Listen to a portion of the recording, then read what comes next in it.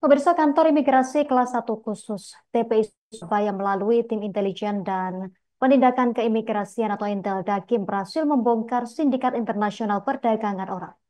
Dua anggota sindikat ini diketahui adalah warga negara asing.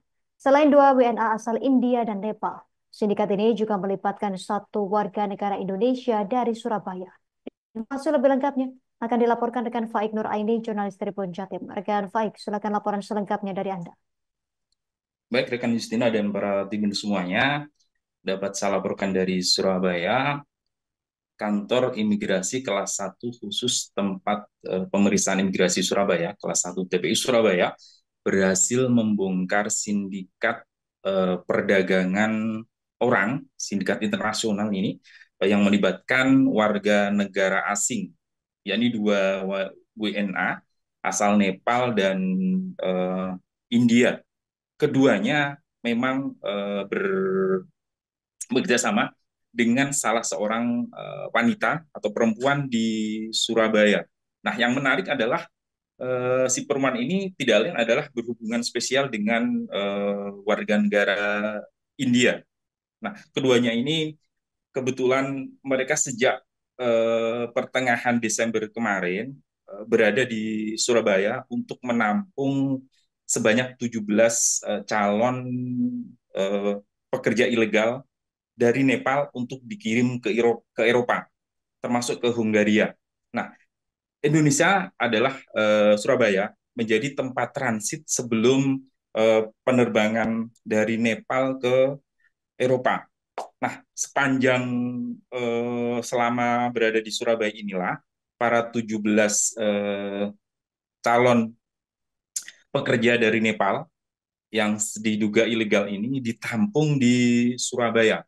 Tepatnya di salah satu di antara tiga ini, tepatnya di rumah dari milik perempuan ini. Saya sebutkan ketiga tersangka. Saat ini kantor imigrasi sudah menetapkan mereka sebagai tersangka, yakni BBBK, ini adalah warga Nepal, kemudian SK, warga India, dan LT, berinisial LT, warga Surabaya.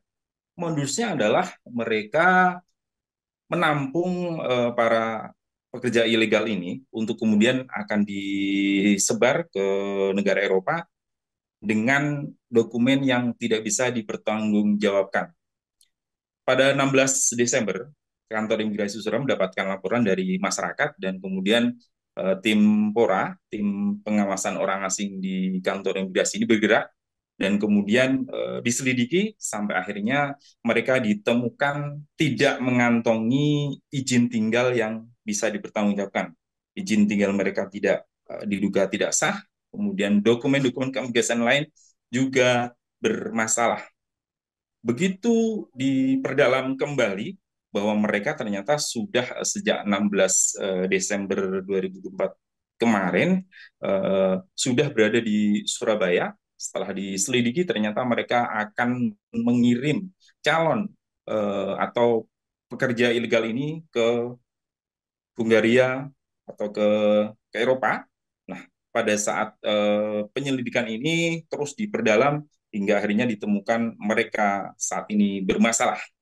Kantor imigrasi Surabaya sudah menetapkan mereka dan saat ini mereka diamankan di kantor imigrasi Surabaya untuk ditindaklanjuti.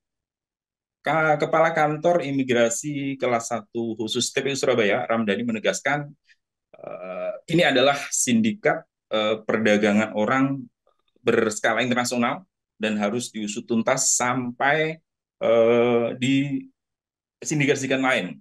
Karena ini adalah menjadi komitmen kantor imigrasi untuk melindungi setiap warga negara. Rekan Justina, saat ini proses di imigrasi sudah sudah berjalan hingga mereka ditetapkan tersangka dan saat ini penyidikan masih terus berlangsung untuk membongkar sindikat perdagangan manusia berskala internasional dari Surabaya. Nah, yang menarik para Tribuners ternyata memang warga negara Indonesia melibatkan warga Surabaya ini, ternyata warga negara India ini memiliki hubungan khusus atau lebih dulu memacari. Jadi pacarnya ini adalah tinggal di Surabaya, dan tempat tinggal pacar inilah yang kemudian dijadikan tempat penampungan 17 WNA. Karena 17 tentu tidak muat, sehingga dua tempat yang dijadikan menjadi tempat penampungan, yakni di Kendang Sari dan Siwalan Kerto, Surabaya. Nanti kita akan update kembali bagaimana tindak lanjut atau penyidikan yang berlangsung di kantor imigrasi Surabaya. Sementara kembali ke rekan Anda Justina di studio. Terima kasih. Terima kasih rekan Faik Nur Aidi, jurnalis Tribun Jatim. Kami nantikan informasi update selanjutnya dari Anda. Selamat bertugas kembali rekan.